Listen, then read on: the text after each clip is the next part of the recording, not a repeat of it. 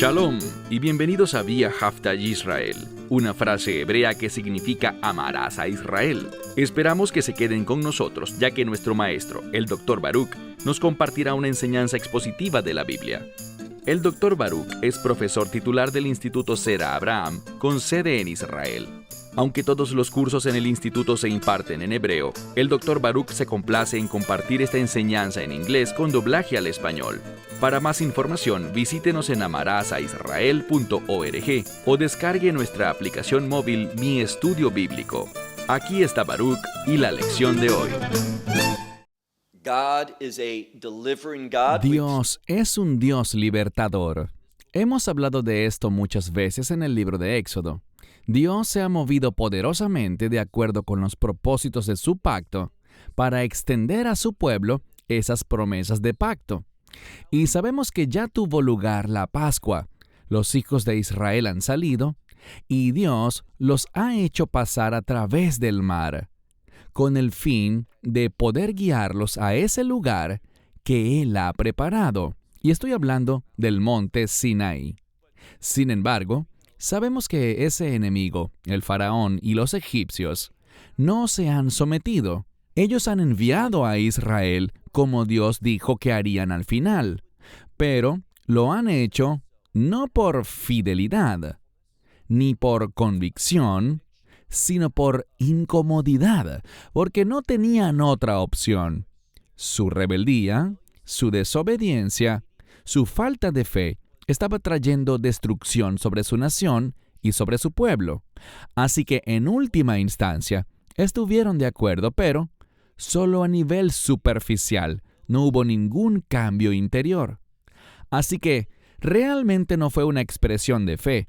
Hicieron lo que tenían que hacer, pero no actuaron en sumisión a Dios, sino buscando egoístamente su propia supervivencia.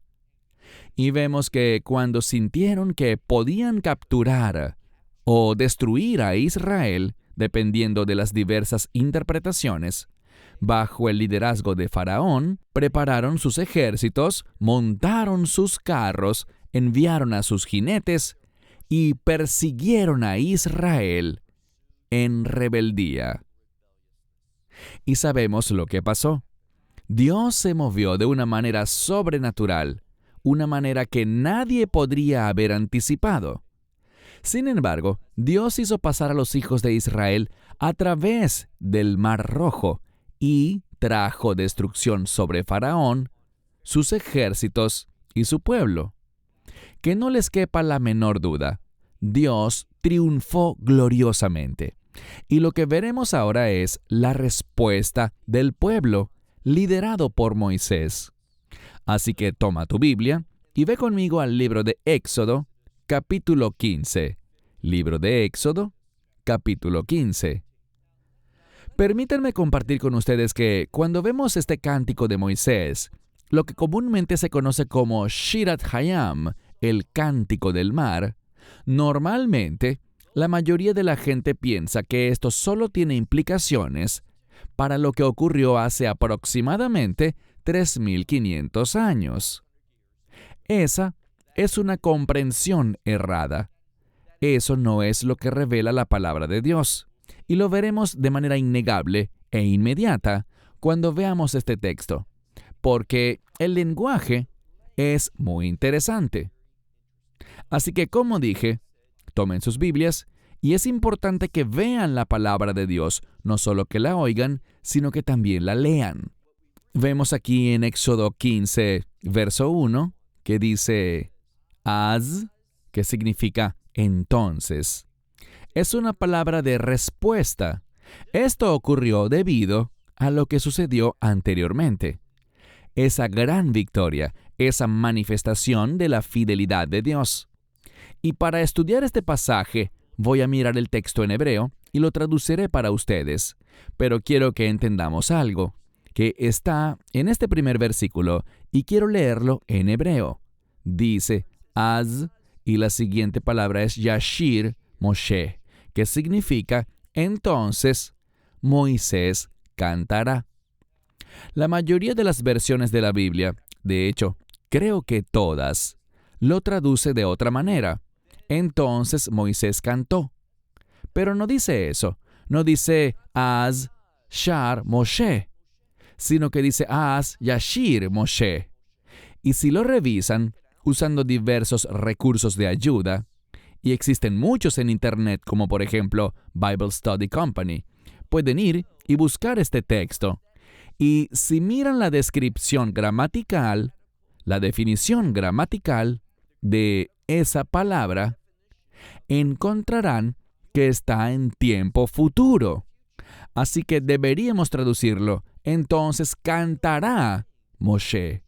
Y el hecho de que esté en futuro nos dice algo, que esto tiene connotaciones futuras. ¿De qué trata este canto? Es un canto de liberación y más específicamente habla de redención. Veremos que la palabra redención aparece 2 veces en este pasaje. Y sabemos que el éxodo de Egipto también es un tipo de redención. Es un modelo para la redención que, en última instancia, el Mesías pagó por nosotros, y como resultado de esa redención, vendrán los eventos que darán lugar al establecimiento del reino de Dios. Así que este pasaje de la Escritura, este cántico del mar, tiene implicaciones futuras para el resultado de la redención. Y de nuevo, ¿qué resultado es ese? El establecimiento del reino. En otras palabras, lo que podemos esperar es que Dios libere una vez más a su pueblo de los enemigos que se rebelan contra la voluntad de Dios, que son desobedientes a sus planes, que quieren decirle no a Dios. Y la forma en que ellos piensan que serán victoriosos y que no tendrán que someterse al plan de Dios es destruyendo a Israel. Por eso soy de los que opinan que Faraón quería en su ira destruir a Israel. Él estaba decidido a eso. Así como en los últimos días, Zoer HaMashiach, es decir, el anticristo, tendrá como objetivo al final que se logre la destrucción de Israel. Así que la Escritura dice, entonces cantarán Moisés y los hijos de Israel este cántico al Señor. Sabemos que, bíblicamente, Moisés, según la última profecía, y hablo acerca del libro de Malaquí o Malaquías, donde se nos dice que debemos esperar a Elías, pero también nos habla de Moisés. Se menciona la ley de Moisés en referencia a los últimos días. Y aquí hay otra indicación de que tal vez Moisés acompañará a Elías, de que Moisés es ese segundo testigo. Y sé que a muchas personas les gusta pensar que es Hanoc o Enoc en español, pero yo creo que no es así. Si nos basamos en lo que vemos en el libro de Apocalipsis, capítulo 11, esos 2 testigos tienen el poder de convertir el agua en sangre y de cerrar el cielo para que no llueva. Y eso es justo lo que Moisés y Elías hicieron. Pero, a fin de cuentas, no sabemos porque no nos dicen específicamente quiénes son, pero este es un indicador porque dice, entonces Moisés y los hijos de Israel cantarán. Y esto es para decirnos que, de la misma manera que Dios fue victorioso, derrotó a los enemigos, liberó a Israel en el cruce del Mar Rojo, así también Dios será victorioso y liberará a Israel para esa redención final en los últimos días. Sigamos leyendo. Entonces Moisés cantará y los hijos de Israel este cántico al Señor. Y hablarán diciendo, cantaré al Señor, y fíjense que es ciertamente una respuesta, porque Ga'ó, Ga'a. Digo esto porque es la misma palabra hebrea, en una construcción gramatical diferente, pero trabajan juntas. La misma palabra se repite y aparece 2 veces, pero en forma diferente, y generalmente esta construcción significa que Él ha hecho algo de forma superlativa o que Él verdaderamente ha hecho algo. A veces se traduce en la palabra de Dios como grandemente. ¿Qué es lo que Él ha hecho grandemente? Bueno, Él ha actuado de una manera magnífica, maravillosa y gloriosa. Eso es todo lo que podemos derivar de esta palabra, pero el contexto ha llevado a muchos, y yo no estoy diciendo que sea incorrecto, pero estamos hablando de que Dios se comporta de una manera magnífica, que causó la victoria. Y Él salió triunfante, y por eso en muchas Biblias dice que Él ha triunfado gloriosamente o magníficamente. Este cántico es una alabanza a Dios, y lo veremos en un momento. Están cantando por esta victoria gloriosa que Dios ha hecho. ¿Y qué dicen de esta victoria? Dice, al caballo y al jinete, Él ha echado, ha lanzado en el mar. Verso 2. A raíz de lo que Dios ha hecho, fíjense que Moisés y los hijos de Israel están alabando a Dios. Ahora bien, tomen nota de lo siguiente. Hay dos razones, en términos generales, por las que alabamos a Dios. La primera es por quien Él es. Él es Dios. Él no tiene que hacer nada para ser digno de nuestra alabanza o adoración. Él es Dios. Su identidad es suficiente para alabarlo. Pero además de eso, también debemos alabarlo por lo que Él ha hecho. Esto es lo que la Escritura nos dice. Dios es digno de alabanza por quien Él es y por lo que ha hecho. Él ha hecho que su pueblo salga victorioso sobre su enemigo. Por lo tanto, dice aquí, en el verso 2, hablando del Señor, que Él es mi fuerza y mi canción.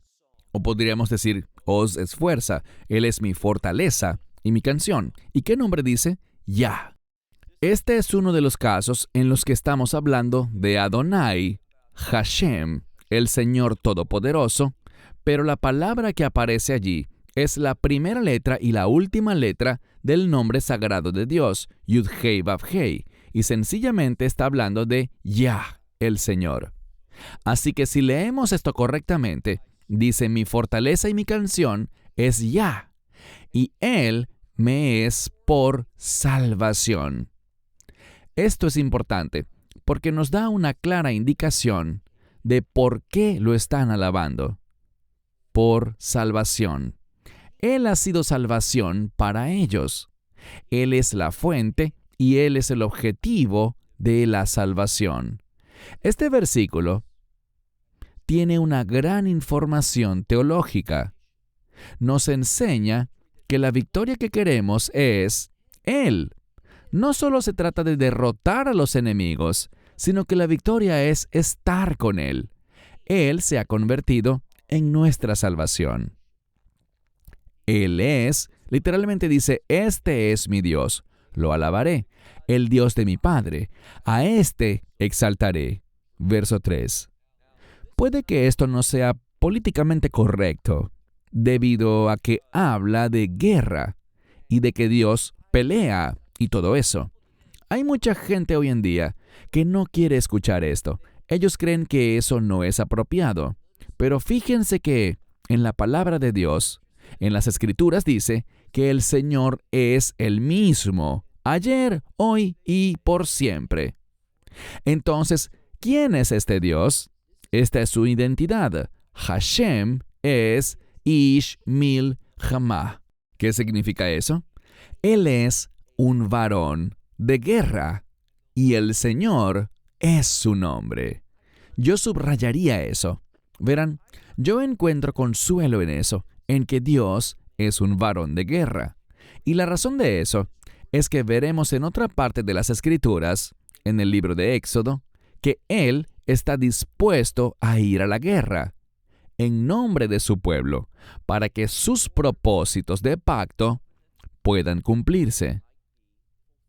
Así que Dios pelea la batalla para que podamos recibir sus promesas, no lo que nosotros deseamos, no necesariamente lo que pedimos al orar, sino por lo que deberíamos pedir al orar y lo que deberíamos desear. Pero muchas veces no queremos las cosas de Dios, sino que queremos lo que nosotros deseamos. El problema es que Dios nos dará lo que es bueno.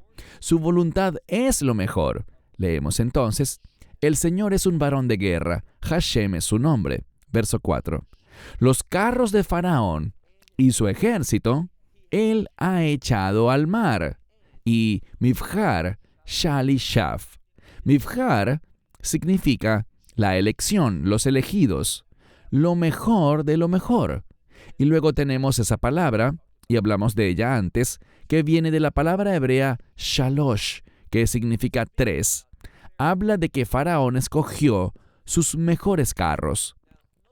La mayor parte del tiempo se habla de los capitanes de sus carros, pero la palabra para capitán aquí significa 3, y simplemente se refiere a que estos carros eran tan poderosos, tan grandes, que en lugar de una sola persona, se requerían 3 personas para hacerlos andar, para poder conducirlos, dirigirlos y usarlos. Así que eran carros enormes. Y luego dice aquí, vean con atención, y sus carros escogidos y quienes los capitaneaban fueron hundidos en el mar, Yamsuf, en el mar de los juncos, que comúnmente se conoce como el Mar Rojo. Verso 5. Las profundidades los cubrieron y descendieron hasta el fondo como una piedra. ¿Cuál es la descripción aquí? Bueno, todos sabemos lo que sucede si arrojas una piedra a un lago o al mar. Se hunde rápidamente y llega hasta el fondo. Y eso es exactamente lo que pasó con Faraón.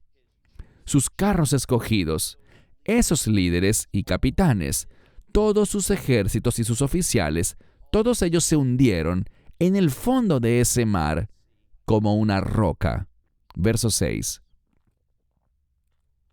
La mano derecha del Señor ha sido glorificada. Es decir, a través de ese acto vimos el esplendor, la naturaleza maravillosa de la mano de Dios. Y aquí la palabra mano, su diestra, habla de autoridad. Así que es la autoridad de Dios, o puede referirse al poder de Dios, su autoridad, su gobierno. Es glorioso. Y todo esto se manifestó a través de su juicio. Fue un testimonio de Dios a Israel en cuanto a su naturaleza. La mano derecha o la diestra del Señor es glorificada, y con el poder de su diestra, el Señor, ¿qué hizo? Él ha quebrantado al enemigo. Y esta es una palabra importante. Significa que Él los llevó a la sujeción.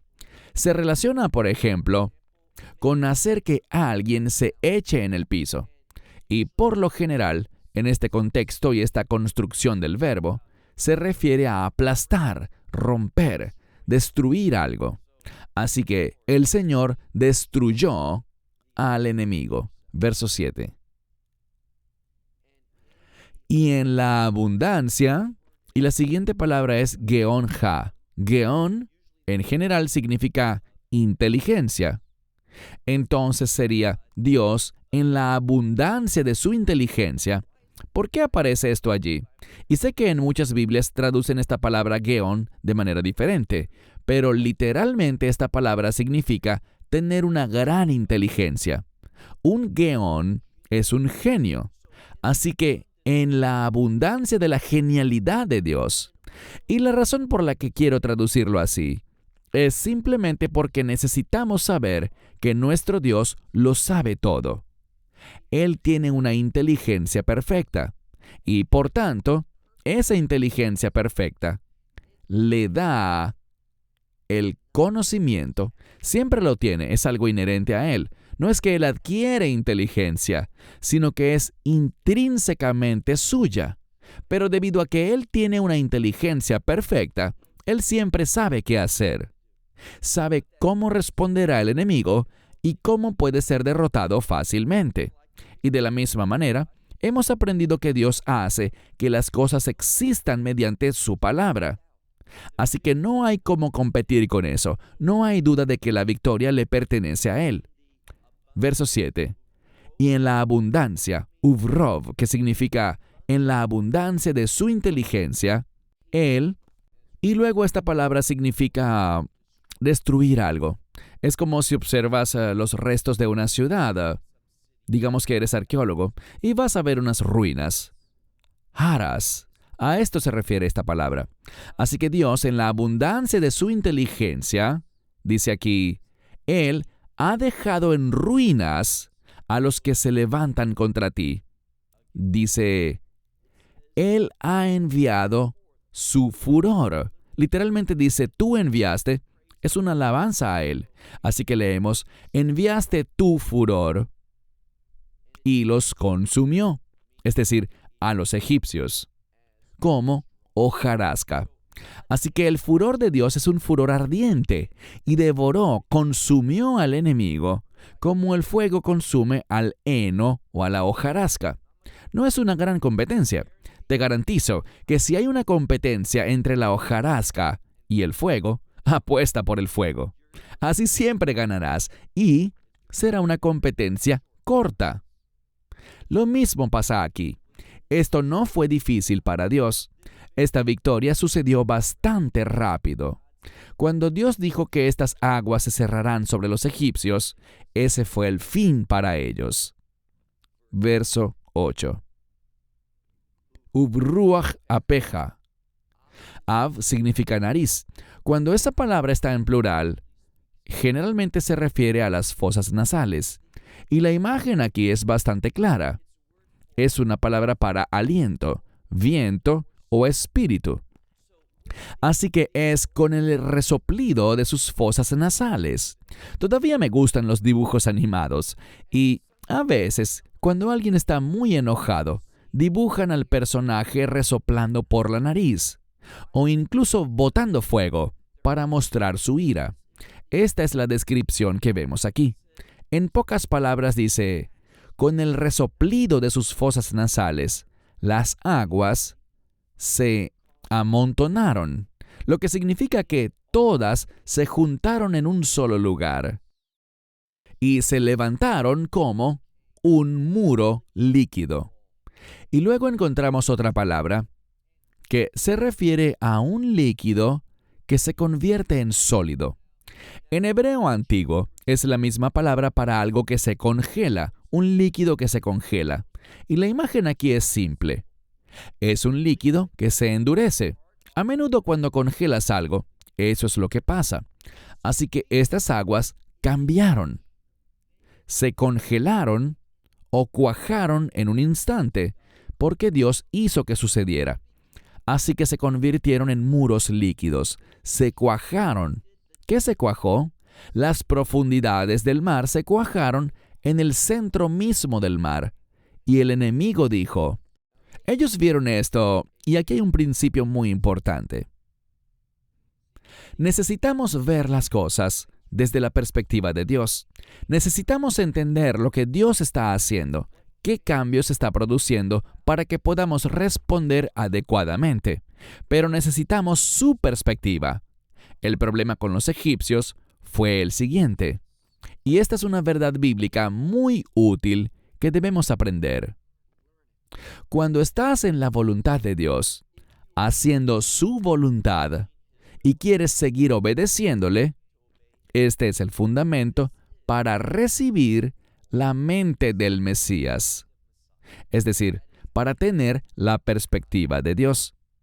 Pero cuando tenemos la mentalidad de uno que dice, quiero hacer mi voluntad, no me importa lo que Dios diga, me voy a rebelar contra eso, voy a cumplir mis deseos y propósitos, y voy a ignorar la palabra de Dios, la voluntad de Dios, la revelación de Dios. ¿Qué pasará? Que verás las cosas incorrectamente y no te darás cuenta del peligro y de que tu caída está a las puertas. Y eso es exactamente lo que les sucedió a los egipcios. Lean con atención el versículo 9. El enemigo dijo, ellos vieron la situación y la vieron como una oportunidad. Pero este Dios perfectamente inteligente, este Dios perfectamente poderoso y capaz, Él creó esto. Él estaba preparando el escenario para su destrucción. Y ellos lo vieron y dijeron, esto es lo que haremos. Está en primera persona. Dice, perseguiré, los atraparé, es decir, los alcanzaré, y al final dice, repartiré los despojos. La mayoría piensa que estas son palabras del faraón, que Faraón mira la situación y dice, los perseguiré, los atraparé, y seré yo el que se reparta los despojos. Pero si seguimos leyendo, dice, y mi alma se saciará. Este es un término de satisfacción. En otras palabras, Faraón vio esta situación y pensó que era solo una batalla fácil y que con eso iba a satisfacerse, iba a estar contento al alcanzar ese logro. Y de nuevo, nada podría estar más lejos de la realidad. Así que, si no deseas obedecer a Dios, no verás las cosas correctamente. Y si no ves las cosas correctamente, te comportarás de una manera que te conducirá a tu caída, a tu destrucción. Y eso es exactamente lo que le sucede al faraón. Él dijo, sacaré mi espada y mi mano tomará posesión de ellos. Eso es lo que él anticipó que sucedería. Pero, ¿qué le faltó anticipar? Veamos ahora el verso 10. Estamos alabando a Dios, dice aquí, con tu viento. Esa es la palabra ruach, espíritu, viento. Con tu espíritu soplaste. Muchos comentaristas bíblicos hacen mención de esto. Cuando ustedes hablan, cuando yo hablo, el aliento está saliendo. Así que cuando dice, con tu aliento, con tu espíritu, con tu viento, como quieran traducirlo, puede ser una referencia a que Dios está haciendo que estas cosas sucedan a través de sus palabras, porque la palabra de Dios trae victoria a nuestra vida. Eso es lo que dicen las Escrituras. Soplaste tu espíritu, y los cubrió el mar. Así de simple. Dios habló, soplaste tu espíritu, y eso hizo que el mar los cubriera. Y se hundieron como plomo en las impetuosas aguas. No fue difícil, ni llevó mucho tiempo. Dios no estaba sudando la gota gorda. Él solo dio la orden con sus palabras para que esto sucediera. Y así logró la victoria para su pueblo conforme a las obligaciones de su pacto, que son promesas. Y el resultado de sus promesas son bendiciones. Pero los que rechazan su pacto experimentarán la maldición y, como sabemos, la muerte. Se hundieron como plomo, que oferet, como plomo, en las impetuosas aguas. Verso 11. Aquí tenemos esta maravillosa alabanza. De hecho, hay una canción que conocen muchos de los que están viendo y escuchando esta lección, y se llama Mi Camoja. ¿Quién como tú, oh Señor? Y fue tomada de este versículo de la Escritura, donde leemos, Mi Camoja Baelim Adonai. Mi Camoja Nedar Bekodesh Norá Tihilot Osei Feilei, que significa, ¿quién como tú entre los dioses, oh Señor? ¿Quién como tú? Magnífico en santidad, asombroso en alabanzas, hacedor de prodigios. Eso es lo que Dios hace. Dios hace cosas maravillosas, actos maravillosos. pero todos ellos están basados en sus propósitos de pacto.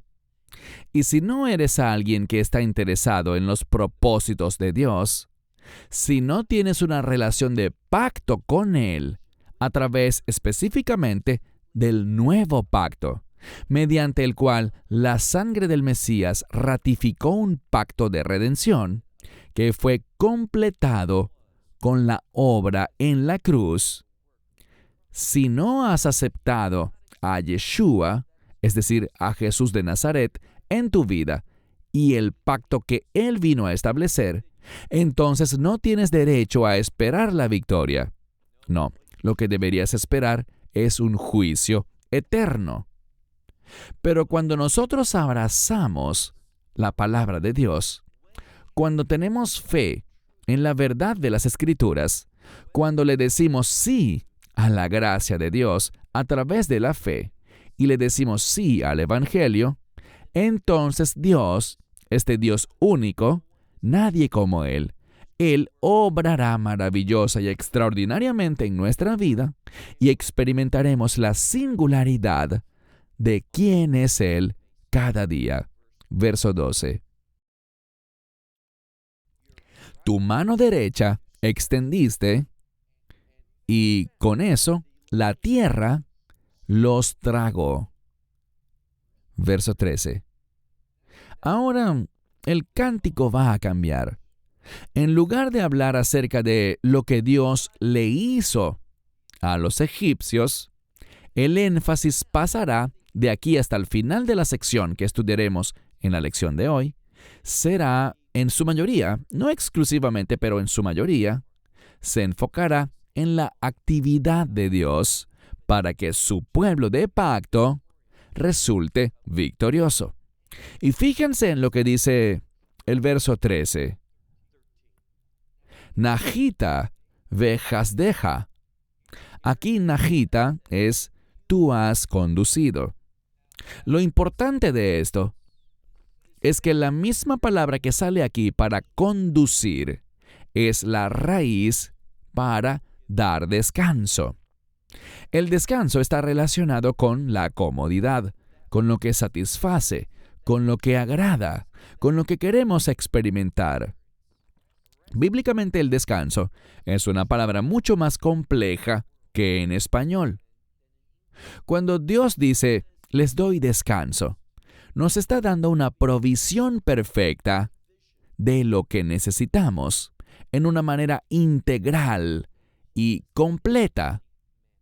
Así que la Escritura dice que Él nos conducirá y además nos conducirá para que seamos aptos para recibir su descanso.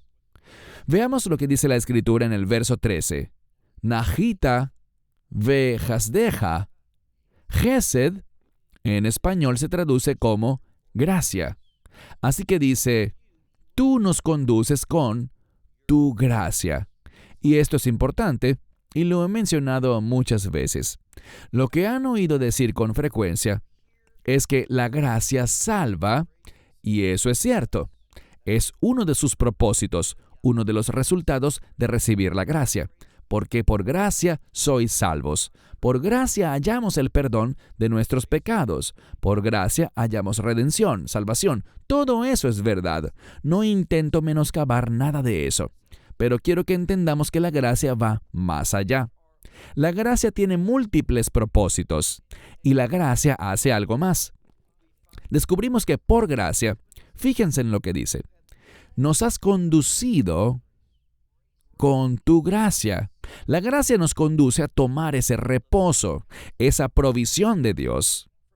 De la misma manera, he hablado muchas veces de que la gracia también hace que se cumpla la voluntad de Dios. Así que cuando recibo la gracia, es cierto que esa gracia me salva, esa gracia me conduce a convertirme en un recipiente de la provisión de Dios y también en un hacedor de su voluntad. Eso es lo que hace la gracia de Dios. Eso es lo que el Mesías quiere lograr en tu vida. No solo salvarte, que claro que lo hace, pero también quiere conducirte para que encuentres su provisión, una provisión que te capacita para completar, para hacer y lograr su voluntad. Verso 13. Has conducido con tu gracia a este pueblo que redimiste. Esta es la primera. Les dije que había dos partes en el pasaje que estamos estudiando en la lección, donde se habla de la redención.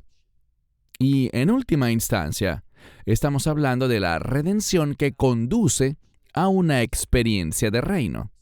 Todo esto anuncia una victoria futura. Recuerden lo que leímos, Az Yashir Moshe, entonces Moisés cantará. Y eso apunta a una redención futura. Y la redención no es solo un pago por los pecados, sino que también existe la otra palabra para redención, Geolá, que es el resultado de ese pago que redime. Así que esta palabra para redención dice: tú has redimido a este pueblo, y tú has, y en muchas Biblias dice conducir o liderar otra vez, pero aquí hay una palabra diferente. Hay una palabra que significa conducir o liderar, y la otra palabra significa administrar. Nun-het es conducir, guiar, pero nun-ge, lamed, nahal, es una palabra que se refiere a gestionar algo, administrar algo. Así que Dios nos conduce, pero también está la palabra nehenlata, es decir, tú nos has administrado. Es decir, nos has administrado con tu poder. ¿Y a dónde nos va a llevar este liderazgo y esta administración, esta gerencia del pueblo de Dios? Dice aquí, el Nave Kodcheja, a tu santo oasis. Este es un lugar o una morada de perfección. Y fíjense que es llamado tu santo oasis. Y santo tiene que ver con propósito. Revela el propósito de Dios, que es llevarnos a una provisión, a un lugar donde podamos experimentar esa provisión. Así que nos está moviendo hacia donde tenemos que estar. Él nos conduce, nos maneja en todo el trayecto, todo el camino, para que podamos tener esa provisión, para que conozcamos a Dios de una manera personal. Verso 14. Ahora hablaremos no solo de los egipcios, sino del mundo. Aquí dice Shamum Amim, es decir, los pueblos, esas otras naciones alrededor de esta área. Dice que ellos han oído, los pueblos oyeron y sintieron. Y esta palabra que viene es interesante porque creo que en muchas Biblias lo traducen como que tenían miedo o que temblaban. Pero esta palabra suele usarse para denotar enojo. A ellos les disgustó esto, así como a gran parte del mundo. Y esto es lo importante. A la mayor parte del mundo no le gustará el cambio que trae la redención, porque ellos pertenecen al mundo y no al reino. Ellos quieren un cambio mundano y no quieren un cambio de reino. Los pueblos lo oyeron y estaban agitados. Y dice, Gil, Ahaz, Yoshvei, Peleshet. Los habitantes de Peleshet. Esta es la misma palabra de donde se deriva el término filisteos y también palestinos. Esta es la raíz. Y esta palabra, Peleshet, en las Escrituras, se usa para referirse a un pueblo despreciable, uno en el que Dios no se complace. ¿Por qué? Porque ellos se oponen a las cosas de Dios. Así que cuando leemos aquí sobre lo que Dios hará, Él está trayendo este cambio y ellos están agitados. Por eso aquí aparece la palabra Gil, que puede significar convulsionar o sacudirse, generalmente debido al dolor. Algunos traductores usan la palabra afligirse, pero es un dolor que aflige. Ellos están dolidos y afligidos por este cambio. Eso es lo que comunica. ¿De quiénes habla? Peleshet. Y los filisteos o Am-Peleshet siempre se oponen a las cosas de Dios. ¿A quién más se menciona aquí? Verso 15. Entonces los caudillos de Edom. Edom es el pueblo malvado, esa nación injusta que proviene de Esaú. Esaú, a él no le interesaban las cosas de Dios, no estaba interesado en el llamado que Dios le permitió tener cuando nació, sino que lo vendió. No era importante para él. Dice aquí, entonces los caudillos de Edom tuvieron miedo, y los robustos, esta es la palabra que significa cabra en realidad, y a veces esta palabra se asocia con poderío. Esta es una palabra que está relacionada, y es muy importante que veamos esto. Es una palabra que está relacionada con fortaleza. Dice, los robustos, los fuertes de Moab, y luego dice, Raad, el temblor se apoderó de ellos, y todos los moradores de Canaán, de la tierra de Canaán, se derritieron. ¿Por qué? Bueno, esto es desde un punto de vista emocional. Interiormente, estaban emocionalmente afligidos, estaban sufriendo interiormente por lo que Dios había hecho. Y ahora se hará referencia a la manifestación de una derrota física. Vean el verso 16. Aquí se usan dos palabras que hablan de un gran temor y espanto. Así que miedo y espanto cayó sobre ellos. A la grandeza de tu brazo. Es un hecho que la mayoría interpreta la grandeza de su brazo, la grandeza del brazo del Señor, como una referencia al Mesías. Esto es visto como una manifestación futura de la obra del Mesías para traer la victoria cuando venga por segunda vez. Entonces, a la grandeza de tu brazo, ¿qué hizo él? Los hiciste estar quietos o enmudecidos como piedra. Las rocas no se mueven. Y dice, los hiciste que estuvieran quietos como una roca. ¿Hasta qué? Hasta que pasara tu pueblo. Así que habla de cómo los hijos de Israel, cuando Dios dividió el mar, cuando el agua se paró como un muro líquido, ¿qué sucedió? Los hijos de Israel pasaron. Y los egipcios se vieron obligados a permanecer en silencio y quietos hasta que pasara todo el pueblo. Oh Señor, hasta que pasara este pueblo que tú compraste. Y esta es la segunda palabra. Liknot significa comprar, pero también es una palabra que está relacionada con redención. Así que Dios los redimió y dice que Él los compró. ¿Y cómo lo hizo? Bueno, si le preguntas a cualquiera de los comentaristas, desde un punto de vista rabínico, dirán que fueron comprados, fueron redimidos por la sangre del Cordero en la Pascua. Y por eso el Mesías Yeshua, Jesucristo, murió en la Pascua. El evento de la cruz tuvo lugar en la Pascua, en lo que los escritores de los Evangelios llaman el día de la preparación, que es un término del judaísmo que se relaciona con la Pascua. Verso 17. Tú los introducirás y los plantarás. Es decir, Dios tomó a este pueblo que Él había liberado, los había redimido y había entrado en una relación de pacto con ellos, y Él los introdujo y los plantó en el monte de tu heredad. Y los estableciste como lugar de tu morada. Oh Señor, y tú has preparado o creado el santuario del Señor que tus manos han establecido. Cuando miramos la segunda parte del verso 17, lo que vemos aquí es un lenguaje que se relaciona con la adoración. Él los lleva a un santuario del Señor. Todas estas cosas se relacionan con el propósito de la redención. Dense cuenta de algo. Tú has sido redimido para que puedas adorar a Dios. Sin redención, no puedes adorar al Dios vivo. No se equivoquen con esto.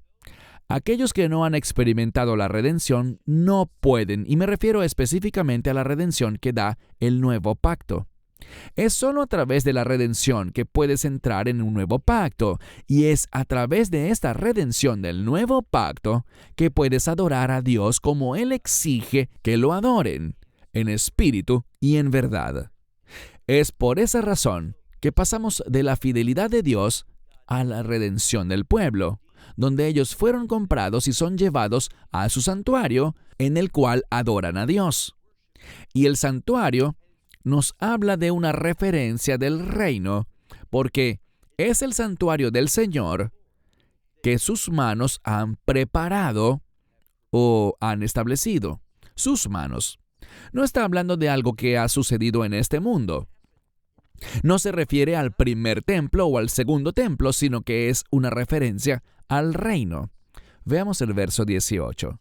Una vez más, el verso 18 es otro indicador de que esto tiene implicaciones futuras, que tiene que ver con la redención final, el establecimiento del reino. ¿Por qué?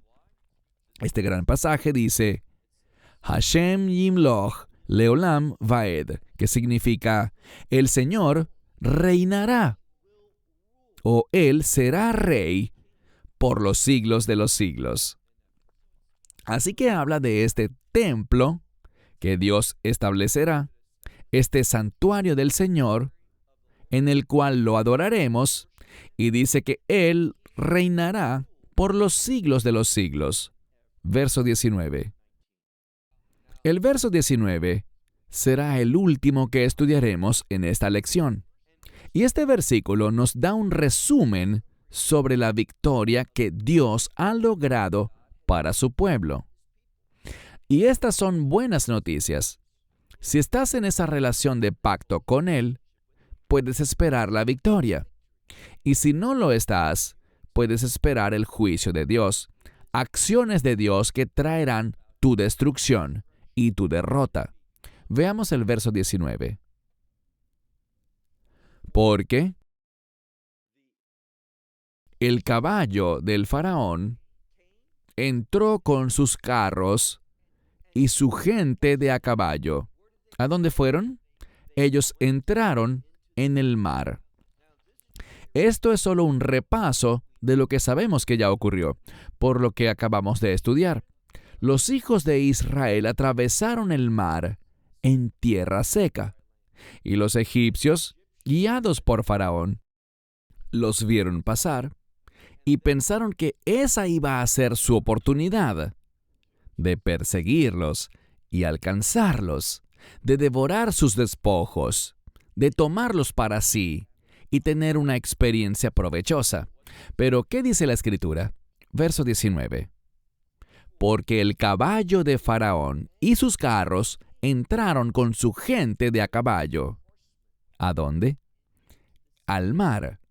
Y el Señor, Vayashev, y el Señor hizo volver sobre ellos las aguas del mar. Dios hizo que pasara, Él hizo que las aguas del mar volvieran sobre ellos. Pero, y esta es la mejor parte, pero los hijos de Israel pasaron en tierra seca por en medio del mar. Lo que vemos aquí es simplemente que Dios hizo una distinción. Eso es lo que Dios quiere hacer, y eso es lo que hará. Él hace una distinción entre los que tienen una relación de pacto, los que le responden con fe, los que desean obedecer, y Dios obra poderosamente. ¿Qué vemos? Vemos que el Señor triunfó gloriosamente. Su triunfo lo compartió el pueblo de Israel. Ellos fueron los destinatarios de su victoria. ¿Qué recibió Él? Recibió alabanza, honor, gloria y adoración por las cosas buenas que ha hecho con su pueblo. ¿Y qué hizo Él? Actuó en fidelidad a su palabra, a lo que prometió que haría. Y esto no solo es una lección acerca de lo que Dios ha hecho. Recuerden la frase, Az Yashir Moshe. Esto se trata de lo que Dios hará en el futuro, que traerá la victoria para su pueblo del pacto.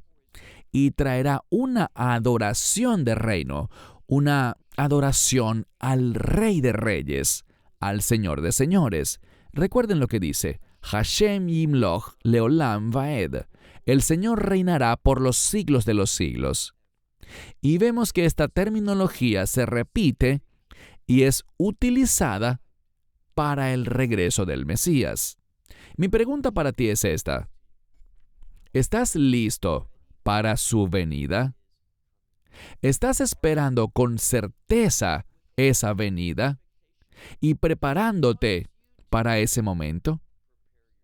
Ahora es el momento de estar preparados.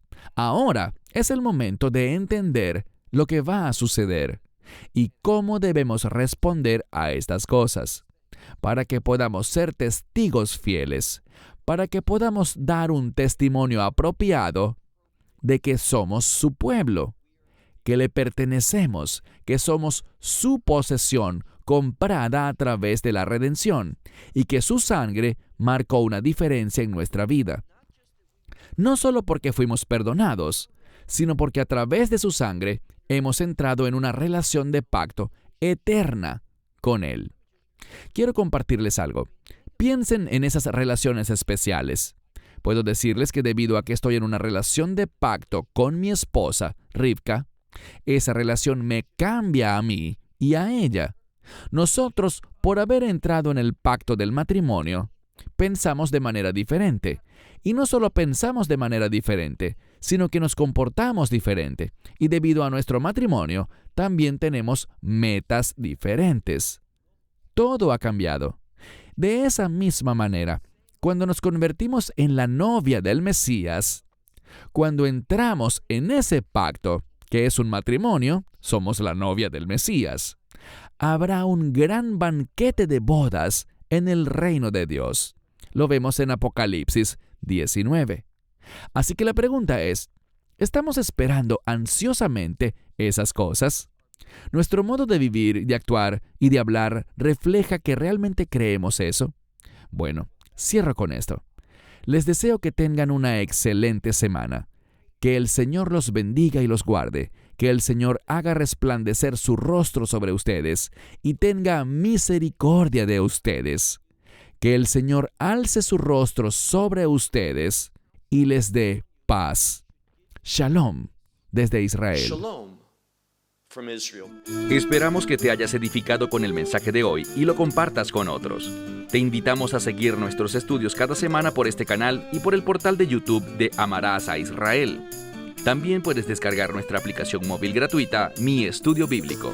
Finalmente, para obtener más información sobre nosotros, visita nuestra web amarasaisrael.org, donde encontrarás otras conferencias de Baruch en audio, video y texto. Hasta el próximo programa. Que el Señor te bendiga en Yeshua HaMashiach, Jesús el Mesías, mientras caminas con Él. Shalom desde Israel.